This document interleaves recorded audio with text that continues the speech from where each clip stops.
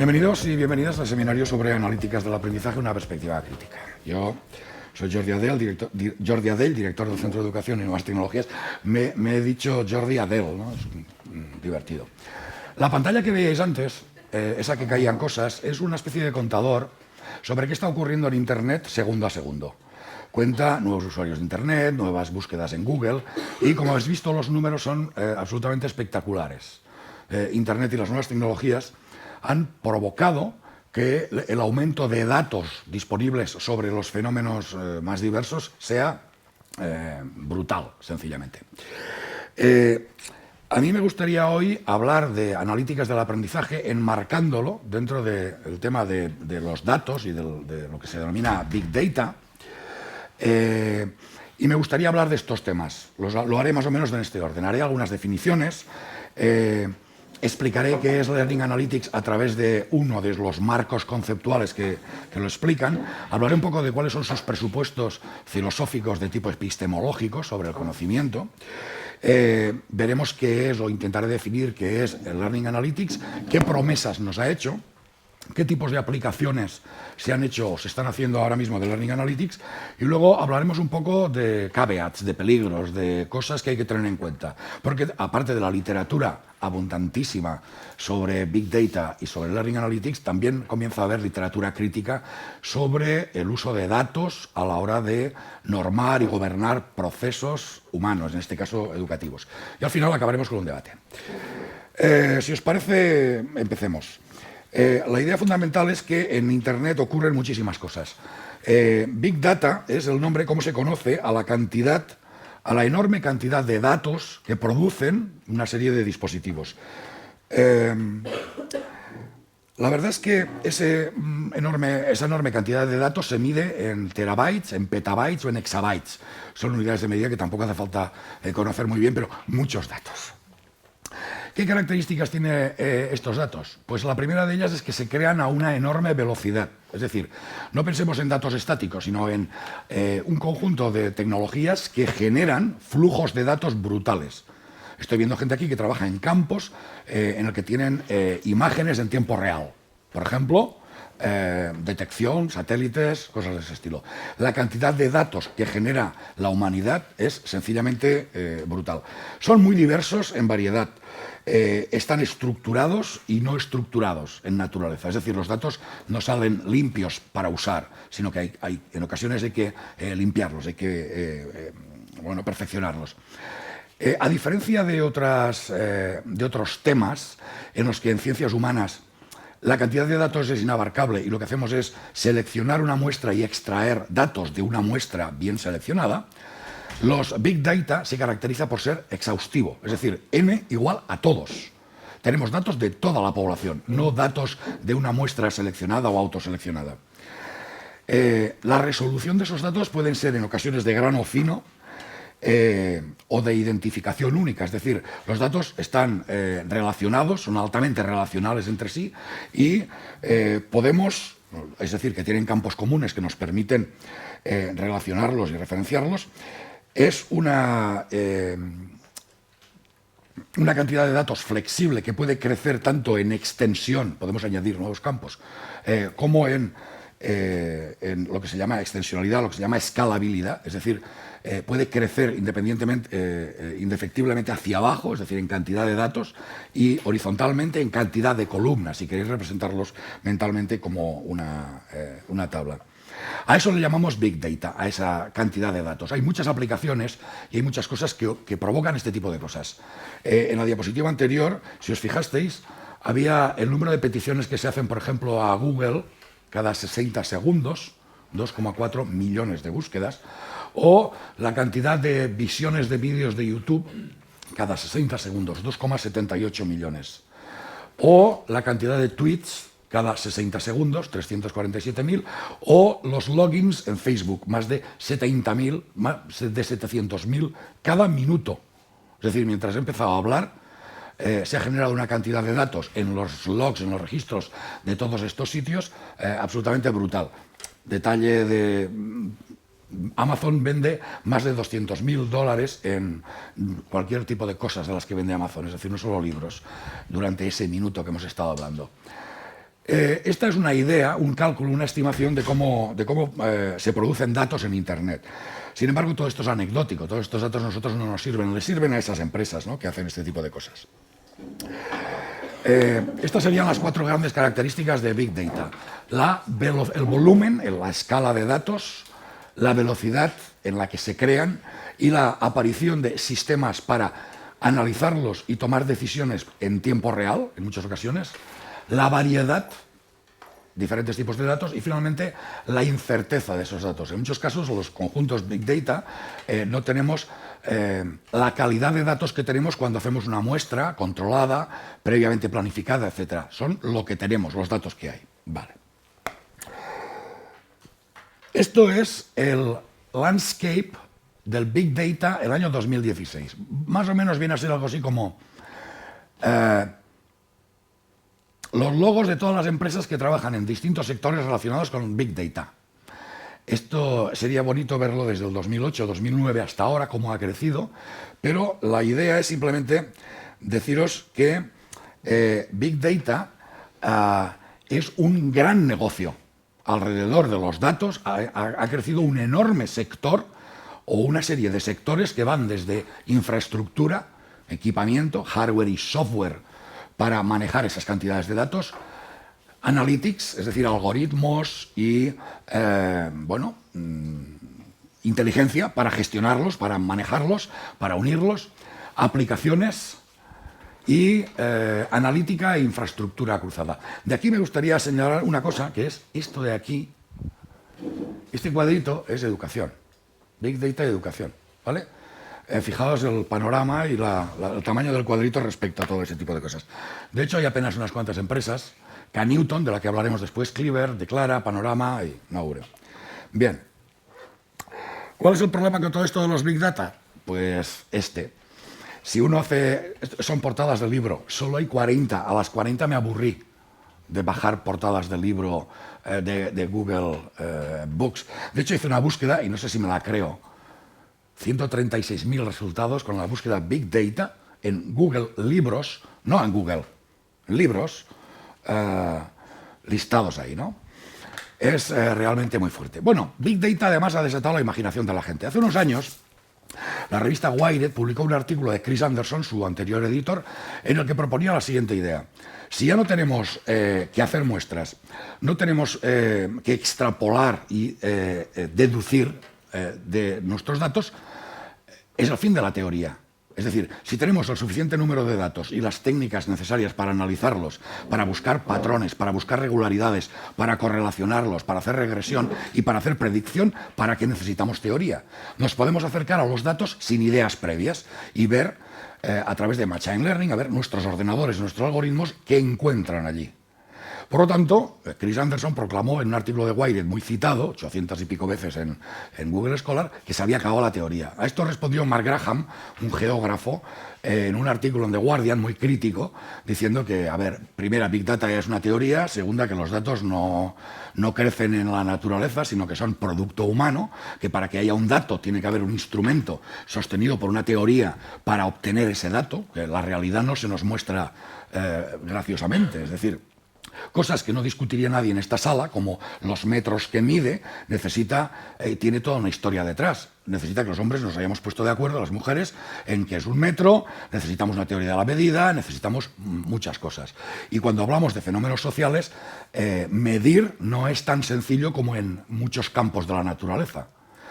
De hecho, es mentira que en muchos campos de la naturaleza se mida con facilidad. Pensad la física, pensad la teoría de las supercuerdas, pensad en los campos avanzados de las matemáticas y os daréis cuenta como medir siempre es el resultado de una serie de asunciones de tipo filosófico, epistemológico, sobre qué es el conocimiento, cómo se puede conocer, de una construcción de instrumentos, de concreción de unidades, acuerdos sobre unidades, y que detrás de todo acto de medida y por lo tanto del numerito de 3,5 hay supuestos teóricos en cantidad. Veo una filósofa función del sueño, el ceño. Supongo que después todo esto nos lo aclarará con más detalle.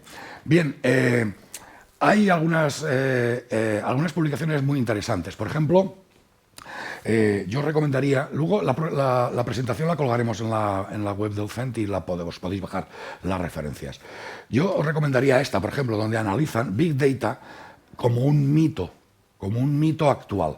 Lo que se preguntan estos autores, por ejemplo, es, vale, ¿qué es Big Data? Pero ¿por qué ahora Big Data? La explicación, digamos, más fácil es porque ahora tenemos máquinas que producen y coleccionan datos con facilidad. Esta gente dice, no, a ver, es ahora porque además, social y políticamente, se alinea perfectamente con una manera de ver las ciencias humanas, el gobierno de las instituciones, etcétera. Luego defenderé la tesis de que el Learning Analytics, las analíticas del aprendizaje, se alinean muy bien con una visión gerencialista del gobierno, de las instituciones, y pondré algunos ejemplos de esta casa para que los entendamos todos con claridad. Y dejadme que juegue con esto a ver si consigo pasar las diapositivas de una vez. Ahora. Vale. Una de las publicaciones más interesantes sobre epistemología y Big Data es la de Rob Kitchin. Rob Kitchin es un geógrafo inglés que trabaja en el tema de las smart cities, de las ciudades inteligentes y cómo las ciudades producen una enorme cantidad de datos que hay que procesar para tomar decisiones quizá en tiempo real, ¿no? Y este hombre ha escrito un artículo sobre los cambios epistemológicos que supone, o que puede suponer, sobre todo en humanidades, el acceso a todo este tipo de datos, ¿no? De todos modos, sabemos que el tema de Big Data no va en broma. Sobre todo lo sabemos después de conocer que el gobierno de los Estados Unidos utiliza Big Data y colecciona enormes cantidades de conversaciones telefónicas, correos electrónicos, conversaciones a través de Internet, y los analiza en busca de, creíamos, terroristas, y eso los justificaba delante de su gobierno, pero luego nos hemos dado cuenta, gracias a las revelaciones de Snowden, que hacían espionaje industrial y que tenían intervenido el teléfono de la Merkel, que creo que no es una persona como muy sospechosa de terrorismo, y de todos los líderes europeos. Es decir, el gobierno de los Estados Unidos, porque podía, coleccionaba y organizaba grandes bases de datos de temas muy diversos, y entre ellos vigilancia a otros líderes. Bien, las analíticas del aprendizaje, que es el tema del seminario de hoy, es simplemente la aplicación de las ideas, de las tecnologías, de los procesos, etcétera, de Big Data sobre educación. En muchas ocasiones, cuando hablemos de Learning Analytics o de analíticas del aprendizaje, todavía no sabemos si llamarlo analítica del aprendizaje o analíticas del aprendizaje. Yo lo diré de las dos maneras, pero no está todavía muy claro en las publicaciones en castellano. Cuando hablemos de analítica o de analíticas del aprendizaje, en muchas ocasiones no hablaremos de grandes cantidades de datos, pero sí de la filosofía que hay detrás del Big Data, de los procesos y de las técnicas de análisis que se utilizan en Big Data. Por ejemplo, Machine Learning. Bien, ¿y qué es la analítica del aprendizaje? Muy bien, y ya está. Después de este preámbulo, llegamos a la definición. Esto es, la analítica del aprendizaje es la medida, recolección, análisis y presentación de datos sobre estudiantes y sus contextos con el objetivo, con el propósito de comprender y optimizar el aprendizaje y el entorno o el contexto en el que tiene lugar. Esa es la definición canónica que se hizo en el primer Congreso Internacional sobre Analíticas del Aprendizaje. Creo que van por el cuarto o el quinto ahora ya. Y bueno, la idea es muy simple, he puesto, y potencialmente transformadora. Esto es una cita del texto que os propuse leer antes del seminario. El texto luego lo comentaremos, tiene un poco de mala uva, porque es una introducción temprana a Learning Analytics, pero quería que vierais sobre todo las promesas que nos hacen. ¿Cuál es la promesa? Pues datos. Resumido, proporcionar a quien toma decisiones datos para que tomen decisiones. Es decir, para hacer políticas data-driven, políticas guiadas por datos. ¿De acuerdo? En ese sentido, ¿quién toma decisiones en educación? Pues ahora veremos un framework, un marco, donde hay distintos interesados, distintas partes que pueden tomar decisiones, que van desde el ministro de Educación de un país, la OCDE, con PISA, etcétera. PISA no es Big Data, es muestras, etcétera. El ministro de Educación de un país, el rector de una universidad, la CRUE, pero también la persona individual. Hay algunos experimentos muy interesantes sobre ofrecer información a los estudiantes para que sean conscientes de cómo funciona, cómo va su aprendizaje en un curso determinado y puedan tomar decisiones al respecto. Es decir, para promover, por ejemplo, el aprendizaje autorregulado o promover otro tipo de conductas de aprendizaje que sean más exitosas en el contexto del curso. Uno de los aspectos, quizá de todo campo, cuando empieza más problemático, es las promesas que hace, los cheques que extiende. En muchos casos no los pueden pagar esos cheques. Yo creo que Learning Analytics no puede pagar muchos de los cheques que hay. En el texto que el de Penetrando la Niebla, el texto que os propuse, había como 9 grandes promesas. Yo lo he reducido a 4 y además, citando un artículo de abril de 2016, un informe del GISC, que es el organismo inglés dedicado a promover el uso de la tecnología en el sistema educativo, inglés. ¿Sistema educativo o todo el gobierno? Todo el gobierno, no, sistema educativo solo, GISC, muy bien. Es un informe muy interesante al que luego volveré, porque aquí vemos un poco, veremos qué decisiones se están tomando en otros sitios del mundo respecto a Learning Analytics. Bien, ¿qué decisiones o qué promesas ha hecho? Pues como una herramienta para asegurar la cualidad y mejorar la calidad de la enseñanza, primera. Segunda, como una herramienta para retener, para aumentar las tasas de retención de estudiantes, es decir, para evitar abandono. Evitar el abandono en un contexto como el inglés y en un contexto como el americano significa 2 cosas. La primera es el aspecto ONG, qué bonito, no quieren que la gente se deje los estudios. El otro es el aspecto educación como negocio. Si yo le cobro a un estudiante $50.000 por curso, que un estudiante abandone la carrera en primero y no pase a segundo, significa que yo dejo de ganar $50.000. Porque la plaza de segundo seguramente no la llenaré. ¿De acuerdo? Se me quedará un lugar vacío. Si ya vacía, igual a $50.000 menos. Por lo tanto, aquí detrás, no penséis que es todo buen rollo y tal. Hay también consideraciones de negocio, sobre todo cuando hablamos de instituciones que tienen esa orientación. Son instituciones educativas, pero que hacen negocios. Tercera, una herramienta para evaluar y actuar sobre resultados diferenciales entre la población de estudiantes. Minorías, género, extracción social diferente, etcétera, son objeto de programas especiales si se revela que Big Data Learning Analytics revela que están en riesgo. ¿Vale? Finalmente, es como una especie de facilitador para el desarrollo y la introducción del aprendizaje adaptativo. Luego os pasaré un pequeño vídeo sobre qué es aprendizaje adaptativo. Está enfocado quizá a la enseñanza primaria y secundaria, pero aquí hemos tenido ofertas de vendedores de manuales universitarios adaptativos. Luego explicaré un poco cómo funciona esto en relación con el Big Data. ¿De acuerdo? Las motivaciones del mini seminario, bueno, pues ya las habéis oído. Cuando uno lee informes como el Horizon Report, el Horizon Report, por ejemplo, o el Innovating Pedagogy de la Open University, está entre las tendencias de futuro inmediato, el Learning Analytics, las analíticas del aprendizaje.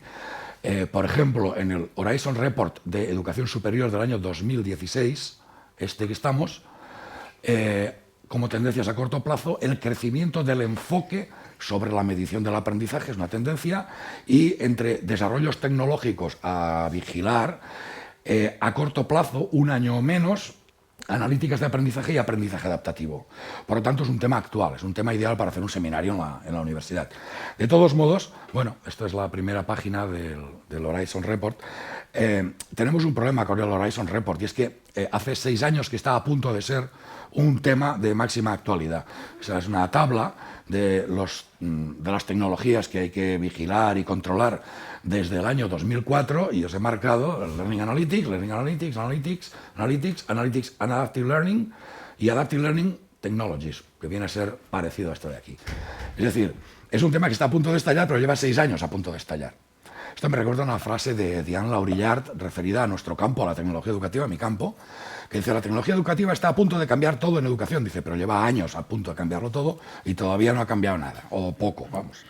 Otro informe de referencia que los pedagogos manejamos es el Innovating Pedagogy. Esto es un informe de tendencias en educación, no en tecnología, que hace la Open University. Está muy orientado a la formación a distancia, pero bueno, el Formative Analytics, es decir, las analíticas que ayuden a los aprendices a reflexionar y a mejorar, es una de las tendencias. Volvamos, si os parece, a la definición que os había proporcionado. Fijaos que se refiere a 2 cosas, ¿no? Se refiere sobre todo a los estudiantes y a sus contextos. Claro, el contexto en el que está un estudiante es muy amplio, pero es vaga esta definición. ¿Qué es el contexto? ¿El aula? ¿El título? ¿El departamento? ¿La facultad? ¿La universidad? ¿El sistema educativo? Hay más definiciones de Learning Analytics. De hecho, cuando hablamos de analíticas, se habla de diversos temas. Las analíticas académicas serían las de contexto institución y sería aquellos números, aquellos datos que ayudan a los gerentes, a los responsables de una institución a tomar decisiones, ¿de acuerdo? Operacionales y financieras, ¿vale? Learning Analytics, que es el tema del seminario, sería técnicas analíticas para ayudar a tomar decisiones sobre aspectos instruccionales, pedagógicos, digamos, curriculares y recursos de apoyo para conseguir ciertas metas específicas. Es otra definición. Y finalmente, un aspecto que también hablaremos aquí, que quizá es el más polémico, son las analíticas predictivas. Es decir, la capacidad, dicho en dos palabras, la capacidad de, utilizando los datos que nos ofrece un alumno las 3 primeras semanas de curso, hacer una estimación sobre si va a abandonar o va a continuar los estudios. Y si va a dejarse los estudios, por las pistas que tenemos, actuar.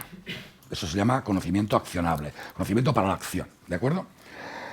Bueno, en el de Siemens y Long que os pasé había estas 3, Learning Analytics y Academic Analytics. No hay demasiada diferencia con las anteriores, pero el cuadro anterior me parece que es un poco más claro. Las analíticas del aprendizaje además tienen un ciclo, es muy sencillo de entender. Mirad, aquí tenemos estudiantes que hacen cosas en el aula virtual, van a la biblioteca, tenemos datos sobre ellos, tenemos unos formularios de matrícula donde ofrecen mucha información, cada vez les pedimos más y tenemos cierta información en la universidad, ¿no? Por ejemplo. Por lo tanto, de ellos tenemos datos. Producen datos conforme hacen clic en cada documento del aula virtual, cómo participan en un foro. Tenemos datos, por ejemplo, cuando les ponemos cuestionarios o exámenes, entre comillas, y los contestas en el aula virtual, etc. Utilizando diversas tecnologías, coleccionamos, organizamos, almacenamos y utilizando métricas, evaluamos esos datos, los medimos. Podemos ir a ellos con ideas previas a buscar algo o podemos dejar que los ordenadores encuentren patrones. En predictiva, además, en analítica predictiva, no se usa un único algoritmo para buscar regularidades. Se pueden utilizar cientos para ver cuál es el modelo que más se ajusta. ¿Recordáis lo que decía antes de trabajar sin teoría? Eso es trabajar sin teoría. No voy a buscar algo en concreto con una hipótesis previa mía, sino que voy a dejar que la máquina, a través de procesos de aprendizaje de la propia máquina, Machine Learning, me señale qué patrones hay en los datos, qué regularidades encuentro y luego voy a estudiarlas, voy a analizarlas en detalle a ver si son factibles, si se cumplen o no se cumplen. Y eso da lugar a decisiones que producen intervenciones de las autoridades de la universidad. Luego os enseñaré alguna pantalla, pero, por ejemplo, Signals, Course Signals, que es una cosa producida por la Universidad de Purdue, comprada luego por Blackboard, creo, le ofrece al estudiante como una especie de semáforo, con 3 luces, así de simple es. Verde es vas bien, on track, es decir, estás haciendo las cosas a tiempo, tus resultados están entre el 80 y el 20% mejor de la clase, la cosa funciona, sigue así. Amarillo, cuidado, hay cosas que no están claras, y rojo, estás en claro peligro de suspender esta asignatura y por lo tanto, mal. De hecho, el sistema funciona de una manera un poco perversa, y es que automáticamente envía mails a los estudiantes. Aparte de que ellos en el aula virtual, en su aula virtual, pueden ver los semáforos, cómo van en cada asignatura, a los estudiantes en rojo, que no entran mucho en el aula virtual, y por lo tanto eso es uno de los indicadores de que la cosa no va bien, les envían mails personalizados diciéndoles, a ver, parece que esta asignatura te lo estás dejando, hace tanto tiempo que no entras, habla con un consejero, habla con tu profesor, etcétera, etcétera. E informar al profesor para que el profesor intervenga. Es decir, esta lista de estudiantes no aparecen por el aula virtual, entregan tarde todos los trabajos, las calificaciones que les has puesto van mal, es decir, ojito con ellos, ¿vale? Es ese tipo de avisos. De hecho, los niveles del Learning Analytics serían, el primero sería descriptivo, tenemos fotos, panoramas. El diagnóstico, analizamos por qué ocurren las cosas, el predictivo, qué ocurrirá en el futuro, y finalmente el prescriptivo. Hay aplicaciones de Learning Analytics que hacen cosas ya, es decir, a los estudiantes les recomiendan esto u otro. Hay más gráficos de estos, pero no vamos a verlos, da igual. Las analíticas del aprendizaje además tienen, antes ya lo he comentado, diversos niveles, ¿no? Nosotros nos estamos moviendo en ejemplos de estudiante-asignatura, pero hay un nivel meso, que sería toda la universidad, y un nivel macro, región, estado, nación o incluso alianzas internacionales. Para explicar lo que son el Learning Analytics, se han creado un par de frameworks. A mí los dos que más me gustan son el de Greller y Drasler, pero sobre todo me gusta más el de Chatty y sus colegas, Dikoff y Schroeder. Voy a utilizar un poco, estas cuatro grandes categorías de aquí, para explicar, digamos, todos los interesados y los procesos que suele haber dentro de la implementación de una solución de Learning Analytics en una institución, ¿no? El primero quizá es ¿qué? ¿De dónde sacamos los datos? Pues los sacamos sobre todo del LMS, de nuestra aula virtual, y de los SIS, de los Student Information Systems, de la información que tenemos de los estudiantes, de sus notas anteriores, notas de selectividad, todos los datos que podamos conseguir de ellos, ¿de acuerdo?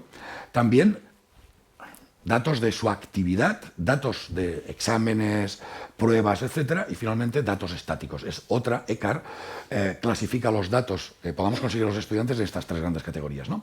Hay múltiples fuentes distribuidas y uno de los problemas de Learning Analytics o de analíticas de aprendizaje es todo esto, juntarlo, de manera que tenga algún tipo de coherencia o de significado. Quizá es una de las diapositivas más interesantes, ¿vale? ¿Quién está interesado? ¿Quién son los stakeholders? Pues estudiantes, evidentemente, profesores, para actuar, tutores, mentores, pero también instituciones y administraciones educativas, también el gerente, investigadores y diseñadores de sistemas. Pero cada uno de ellos, de las analíticas del aprendizaje, obtiene información diferente y tiene intereses completamente opuestos. El rector de una universidad de pago lo que quiere es que sea rentable, ganar pasta.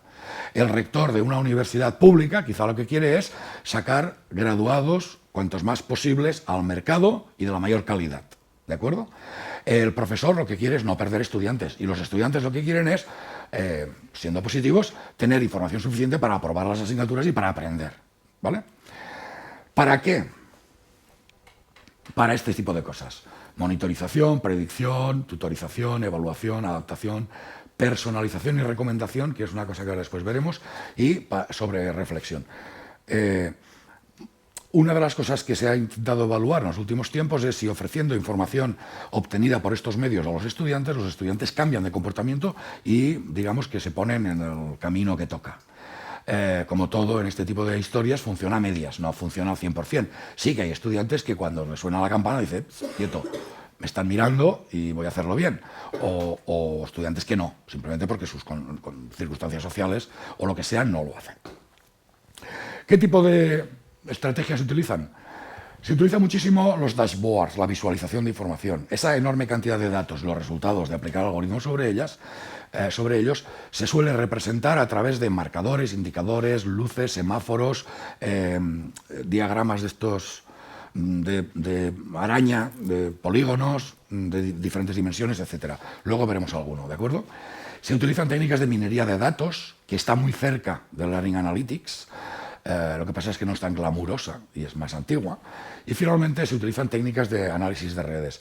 Pensad que en los datos no solamente se utilizan datos de la interacción de una persona individual con el aula virtual, sino también, por ejemplo, sociogramas, comunicación en los foros entre los propios estudiantes, indicadores diversos, ¿vale?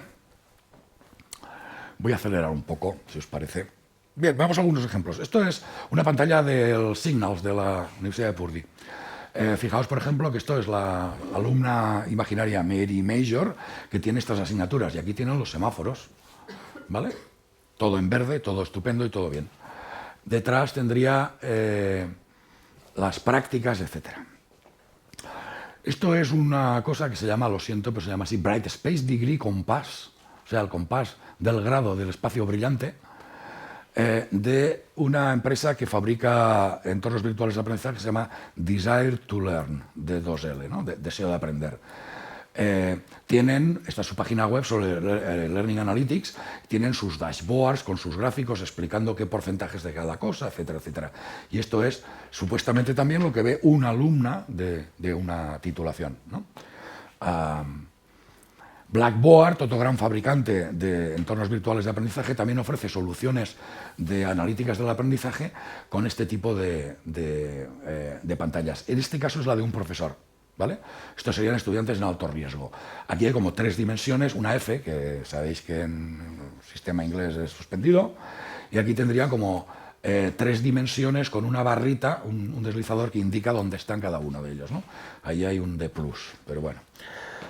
Pero no os penséis que hay que comprar una gran solución para tener Learning Analytics. Moodle, la plataforma que nosotros utilizamos, también hay una empresa española en este caso, se llama ClassData, que ofrece lo mismo, ¿no? Dashboards individuales para los estudiantes y agregados por clase para el profesor y agregados de asignaturas para otro tipo de responsables. Sin embargo, Moodle, además, recientemente, el 16 de noviembre, ha sacado una iniciativa que se llama el Plan Dalton, con un mapa, con un roadmap, un plan para implementar en el propio core, en el núcleo de Moodle, bueno, la tecnología suficiente para que sea fácil realizar analíticas del aprendizaje.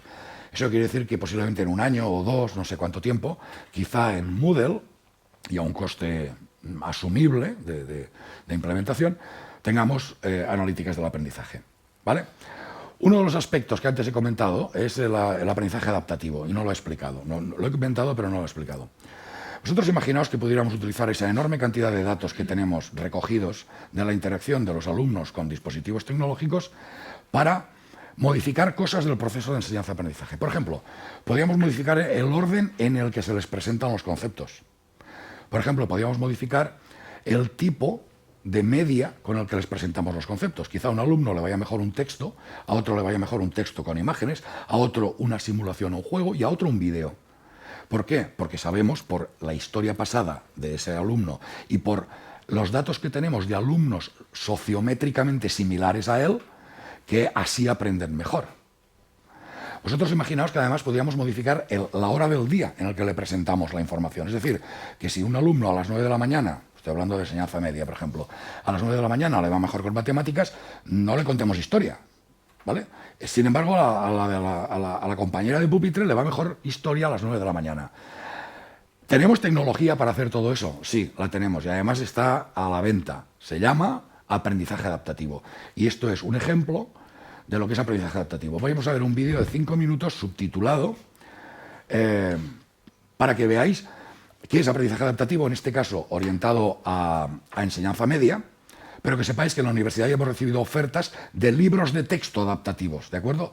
Libros de texto que, estando en la plataforma de la editorial que te los vende, los estudiantes reciben no todos lo mismo al mismo tiempo, sino en función de las pruebas, preguntas, ejercicios que hacen, que se autocorrigen o que corrige el profesor, reciben lo siguiente, ¿de acuerdo? Reciben las siguientes enseñanzas. Es una empresa que vende sus servicios a editoriales. De hecho, la editorial Santillana tiene un acuerdo con ellos y este año ha estado ya probando un sistema que se llama O2 en España, en varias escuelas, en España y en Iberoamérica, en base a escuelas voluntarias que hayan querido probarlo.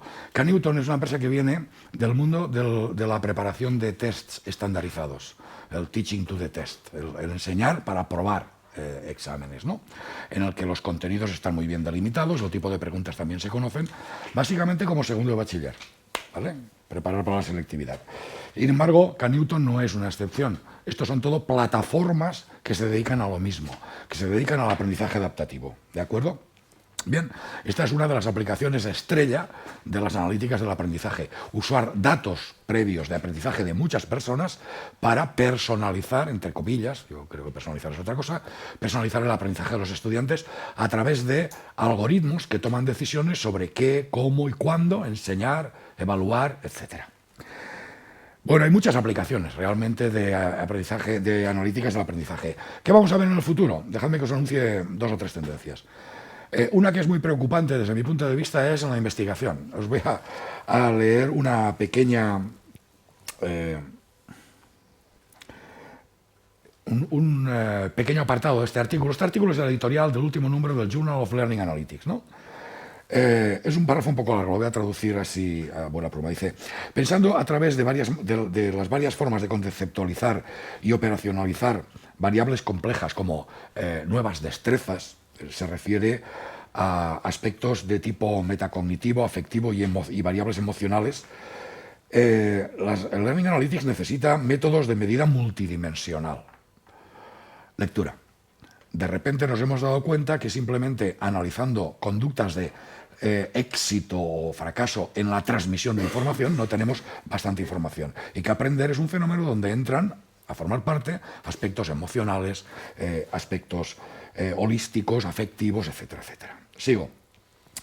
Esto significa que los datos son analizados basados en pocos canales, a menudo en diferentes modalidades y de diferentes granularidades. Por ejemplo, una experiencia de aprendizaje utilizando un sistema de aprendizaje basado en ordenador puede ser estudiado analizando vídeos de la pantalla, utilizando un software de captura. Es decir, qué está haciendo el alumno, podemos capturarlo, el vídeo, en la pantalla, guardarlo y luego analizarlo. En segundo lugar, podemos utilizar una webcam para captar la cara del aprendiz. No sé si habéis probado el software de móviles de reconocimiento facial, en lugar de números, movimientos o huellas dactilares, pero funciona muy bien. A ver, es para desbloquear el teléfono, en lugar de marcar un número, te lo pones así, mira tu cara y te lo desmarca, y si no es tu cara no lo desbloquea. Probadlo, es gratis. Yo lo probé un día de estos y funciona sorprendentemente bien. Bien, hay sistemas que te graban la imagen y que son capaces, por ejemplo, aparte de reconocerte o no reconocerte, de detectar emociones por tu cara. Bien. Si es que pones cara de algo cuando estás delante de un ordenador. Bien. También podemos utilizar la conducta del estudiante datos sobre el movimiento de sus ojos. Hay aplicaciones que hacen lo que se llama eye tracking, ¿no? Es decir, seguimiento de los ojos por la pantalla del ordenador. Y los movimientos del ratón del ordenador, utilizando un script que registre las coordenadas de dónde está la punta del ratón en cada momento. El sistema de aprendizaje también puede guardar los datos, el login del aula virtual, de lo que hacen, dónde hacen clic, etc. Y el audio del aprendiz mientras utiliza el sistema, utilizando un tipo de entrevista de esos que se llaman thinking aloud, de pensar en voz alta. ¿De acuerdo? ¿Os parece mucho? Pues a los de las analíticas del aprendizaje no les parece suficiente. Si tienen que averiguar e investigar cómo se adquieren las competencias del siglo XXI y habilidades complejas utilizando tecnología, dice que estos datos pueden ser combinados con datos de fuentes como biosensores, por ejemplo, utilizando la conductividad de la piel. Hace unos días leí una investigación sobre cómo cambia la conductividad de la piel de los alumnos participantes en un grupo de aprendizaje colaborativo. Era muy interesante, eran psicólogos que medían eso como una de las variables entre los grupos que funcionaban y los que no funcionaban. También se puede medir los latidos del corazón a través de un sensor, se puede medir el EEG, el electroencefalograma, hacer imágenes infrarrojas para ver la temperatura del cuerpo o de lo que sea, y utilizar un sensor de gestos, de ver qué gestos hace la gente delante de sus ordenadores. Poner todos estos datos juntos es muy complejo, pero tiene un gran potencial para ofrecer nueva luz sobre los procesos de aprendizaje. La capacidad para analizar nuevas destrezas que forman parte del discurso educativo global más amplio, necesita el desarrollo de nuevos métodos para analizar datos multimodales. Y es uno de los desafíos que debemos solucionar con el tiempo. Esto es parte del editorial del último ejemplar de esta revista. Como podéis ver, las cosas se están saliendo un poco de madre. Bueno. Algo ha pasado que no funciona. Bueno, da igual. Segunda cuestión. ¿Qué está ocurriendo a nivel macro? Hemos visto que en la investigación parece que necesitamos más datos, porque los datos que tenemos ahora no son suficientes y hay que meter sensores y hacer cosas raras. En Inglaterra, hace un año aproximadamente, se publicó este informe de la Higher Education Commission, From Bricks to Clicks, que se subtitulaba El potencial de los datos y analíticas en la educación superior. A esto respondió el JISC con este informe que antes os he comentado. Y han puesto en marcha un plan para 50 universidades en el Reino Unido para establecer un servicio de analíticas del aprendizaje nacional para ofrecer información a los gestores de las universidades, a los profesores, a los directores de departamento sobre qué está ocurriendo en sus entornos virtuales de aprendizaje utilizando los algoritmos y las estrategias del aprendizaje, las analíticas del aprendizaje, ¿no? El objetivo es convertir al Reino Unido en líder en el mundo en el desarrollo de las analíticas del aprendizaje. Bueno, esto tiene... en el informe se presentan casos de éxito de Australia, Nueva Zelanda, Canadá, Estados Unidos, Canadá no, y Reino Unido. Es realmente interesante. Y entre las conclusiones del informe figura esta, ¿no? Que las analíticas del aprendizaje tienen el potencial de transformar la manera como medimos el impacto y los resultados en entornos de aprendizaje, ¿no? Y que tienen el potencial para cambiar en realidad todo, ¿no? Y que el Reino Unido tiene que aprovechar esta oportunidad para liderar el mundo en el desarrollo y uso de las analíticas del aprendizaje. La verdad es que, bueno, da un poquito de miedo, ¿no? A mí me gustaría hacer unas cuantas reflexiones. La primera de ellas es que no sé si os habéis dado cuenta, pero Simon Buckingham-Shum, que es un experto en Learning Analytics, sí que se dio cuenta hace tiempo, y es que nuestra analítica del aprendizaje es nuestra pedagogía. ¿Hasta qué punto medir implica cambiar? Hay una frase en educación que es un poco cruel, pero la voy a decir, que es: todo lo que se evalúa se devalúa. Es decir, hay que evaluar las cosas para saber si las cosas funcionan bien, pero que con la evaluación lo que estás haciendo es cambiando los procesos. Sobre todo si los sujetos saben que están siendo evaluados, qué les va a contar, cómo les va a medir, y la evaluación es de calado, ¿no? Y la siguiente pregunta que se hace en la misma publicación es: ¿estamos dispuestos o estamos preparados para que la educación se convierta en una empresa guiada por datos? Simon Buckingham-Shum es un profesor inglés muy interesante. Yo lo sigo por Twitter y hace un tiempo retuiteó una imagen, dos imágenes, que explicaban la diferencia fundamental entre conocer y medir. El tuit no es suyo, pero yo se lo leía a él, ¿no? Lo retuiteó él. Es así de simple. Esto es conocer, esto es medir, ¿vale? Learning Analytics proporciona esto, de momento. Y hay gente que cree que con esto es suficiente. Sin embargo, hay gente, los críticos, que creen que conocer es esto, es comprender, es entender el sentido, no contar el número de hojas y de ramitas que tiene una hoja de estas. Hay una literatura crítica sobre analíticas del aprendizaje y Big Data bastante abundante, y sobre todo el gobierno de los datos. Yo quería recomendaros sobre todo esta, de Neil Selwyn, uno de los sociólogos de la tecnología actuales más interesantes, que se titula así, ¿no? Hacia el estudio crítico de los datos digitales en educación. Y en esa se hace una serie de preguntas que nos deberíamos hacer antes de poner en marcha o aceptar o participar en una de estas movidas. Yo, a cambio, no voy a poner las de Selwyn, voy a poner algunas mías, ¿no? Y que creo que podrían servirnos para empezar el debate. La primera: realmente, si creemos que los datos son neutros, objetivos y carentes de ningún tipo de presupuesto epistemológicos, ideológicos, sociales o políticos, es un tema. Y si creemos que los datos son fruto de una teoría y que están cargados ideológicamente y que a lo mejor la gente la dividimos entre quien maneja datos y quien es objeto de medida, y que eso ya es social, las respuestas van a ser diferentes a las preguntas siguientes. Las analíticas de la enseñanza. ¿Por qué solo se habla de analíticas de aprendizaje y no de vigilancia y control del profesorado? ¿Os habéis dado cuenta en K-Newton lo fácil que sería reunir datos y controlar también al profesorado? Bien. Sin embargo, en la literatura no se habla. Se habla a veces de analíticas del currículum, de cómo se usan la sustanciación del currículum en artefactos digitales, cómo es usado por los estudiantes, por ejemplo, calculando cuellos de botella, cosas de ese estilo, pero no se habla de enseñanza, solo de aprendizaje. Es decir, lo siento mucho, la analítica del aprendizaje es una cosa que les propinamos a los estudiantes, y quizá los gerentes nos propinen a nosotros. Si alguien no ve esto como una relación de poder, que no está muy claro. ¿Qué visión del aprendizaje se da por aceptada en la implementación de las analíticas del aprendizaje?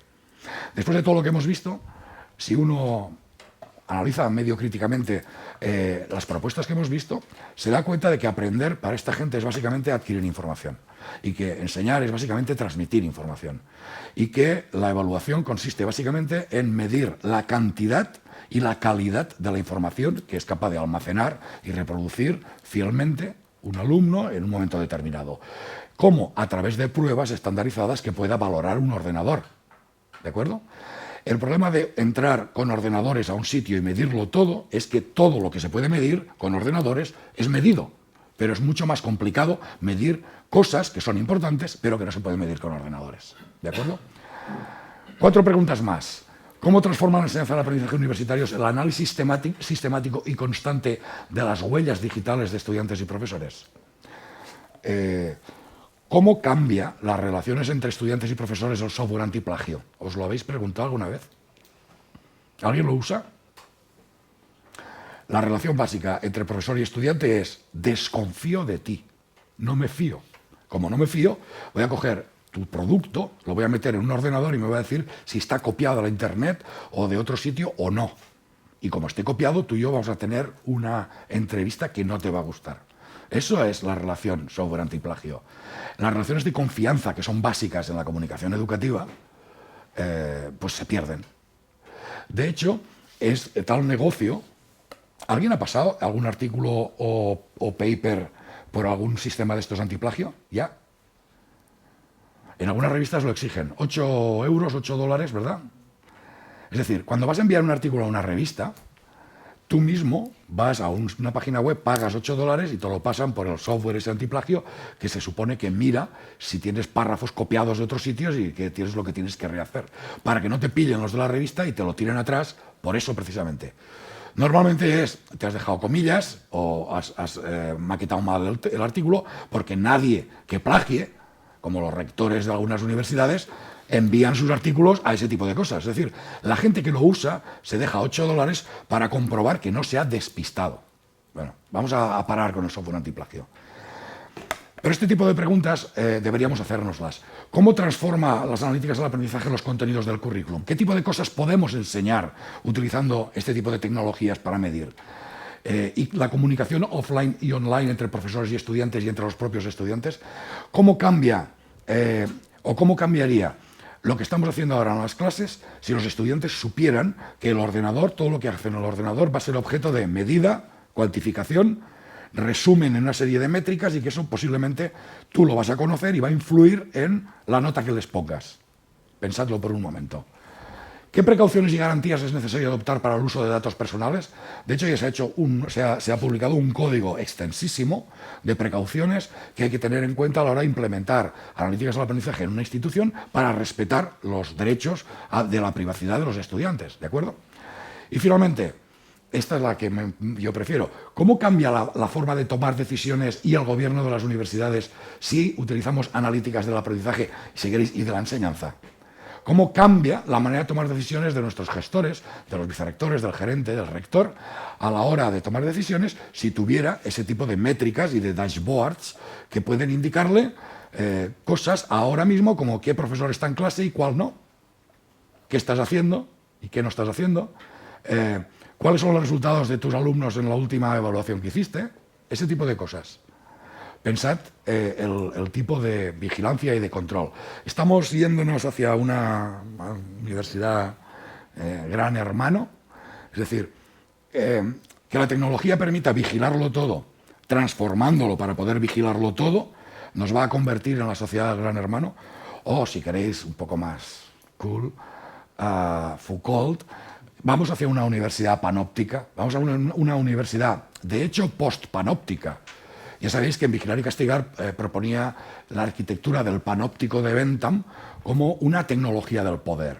Es decir, los presos están en esas celdas que son transparentes hacia adentro, de tal manera que los guardias que no se ven pueden estar vigilándolos en un momento determinado. Y basta saberlo para que los presos no hagan nada que no deban hacer. Pero no saben si están siendo vigilados. Eso es la sociedad panóptica, la sociedad de las cámaras de vídeo, etcétera. La sociedad postpanóptica es la que efectivamente estás siendo vigilado. ¿Por quién? Por un ordenador.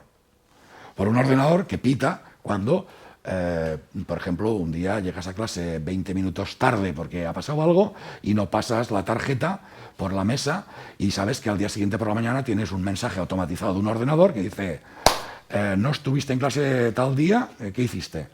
Si ese día estuviste viendo una cosa en Castellón o yendo con tus alumnos al campo a ver algo o en un laboratorio que no tocaba o no funcionaba la mesa, eres tú el que tienes que dar explicaciones. Lo digo porque todo esto, que no os parezca ciencia ficción y que no os parezca una cosa que hacen los Estados Unidos una banda de locos, todo esto lo veremos aquí. ¿Sabéis por qué lo veremos? Porque se alinea perfectamente, lo veremos o no lo veremos, pero se alinea perfectamente con un estilo de gobernanza o de gobierno, no digáis gobernanza, que se llama gerencialismo. Y el gerencialismo, el pensamiento computacional y la solución de problemas dividiéndolos en partes y solucionando cada uno e integrándolos y el uso de datos para tomar decisiones está imbrincado en nuestra sociedad. ¿Habéis vivido PISA estas semanas? A ver, el 99% de la gente no sabe lo que mide PISA. PISA no mide lo que se aprende en las escuelas. Ya está. Los institutos no mide una cosa que llaman alfabetización, literacia o como quieran llamarle. Pero eso no se enseña en las escuelas, en los institutos. Sin embargo, PISA es la medida del sistema educativo. Y el objetivo de PISA básicamente es performativo. Es que los gobiernos adopten medidas y hagan, formen a la gente en la línea que la OCDE quiere. ¿Sabéis qué mide PISA? Cálculo, matemáticas, lengua, castellana, por supuesto, y ciencias. Historia no mide. Geografía no mide. Otras cosas, PISA no las examina. Sin embargo, se constituye en la medida universal de los sistemas educativos. Eso es un ejemplo, y el eco que la prensa hace, la cosa que los padres hacen, etcétera, es un ejemplo de cómo se gobierna con números. Cómo los números, los datos, hoy en día otorgan legitimidad a las decisiones. Pero esos datos no son neutros, esos datos no salen de la nada, esos datos salen de decisiones, de estrategias y de técnicas de obtención de datos que en muchas ocasiones están sesgados muy ideológicamente. Fijaos simplemente las relaciones de poder y la pirámide de la analítica del aprendizaje de arriba abajo. Es decir, nosotros analizamos el aprendizaje de los estudiantes y a nosotros nos analiza los jefes. Hay una escala. Sin embargo, luego la publicidad de esos datos, ¿dónde está? Cuando tú implementas Learning Analytics en una institución, uno de los acuerdos que tienes que tomar es quién ve o puede ver qué datos. Y ahí puedes tomar decisiones políticas. ¿De acuerdo? Todo régimen de evaluación tiene implicaciones. Nosotros en pedagogía esto lo llamamos pedagogía de autoescuela. ¿Os habéis sacado el carnet de conducir? ¿Qué os enseñaron en la autoescuela? ¿Hacer el examen? Yo en las prácticas recuerdo el cojín. En mi época, hace muchos años, estaba de moda los cojines detrás decorativos. Y los de las autoescuelas utilizaban un cojín de una cierta medida para que pudieras aparcar. Decían, a ver, te pones ahí detrás, giras al volante, cojín al primer palo, frenas, giras al volante al revés y ya lo tienes dentro. Es decir, hasta las prácticas, que se supone que... Pero tener a un estudiante haciendo muchas horas de prácticas, claro, hay que minimizar eso. La teoría básicamente era, hacer pruebas. Y cuando acababas una, te la llevaban allí, te la corregían con una especie de plantilla y te decían 3 mal, repasa lo que no sabes. Pero a mí jamás en la autoescuela me dieron una explicación de nada. Ni aquello de que llega un coche de bomberos, un coche de policía y todo. No, ni esa. Eso es pedagogía de autoescuela, eso es teaching to the test. Enseñar para pasar la prueba. Y como se conoce muy bien cómo es la prueba, se prepara muy bien. Eso es lo que se hace en segundo de bachiller, con la selectividad. Lo que se va a hacer. ¿Habéis visto el decreto de selectividad nuevo? Tiene páginas y páginas y páginas de contenidos. Páginas de lo que te puede caer en selectividad. Páginas de cosas que tienes que saber. ¿Sabéis qué es eso? Eso es la Biblia de los profes de segundo de bachillerato. Y un profe responsable, ni creatividad, ni otras historias. Un profe responsable va a tomar la decisión que debe tomar, que es ayudar a sus alumnos a pasar la selectividad. Porque si no, literalmente les va a fastidiar la vida. Esos son regímenes de evaluación. Un régimen de evaluación funciona así en educación. Lo digo porque en muchas ocasiones se nos llena la boca con que hay que evaluar, hay que medir y tal. Bueno, vale, hay que medir, pero el medido muchas veces se le convierte la vida en un infierno. Bueno, yo no quería, esta parte final no sé si quería hacerla, se me ha salido porque ya he llegado aquí a un punto que ya me he indignado. Yo solo quería daros las gracias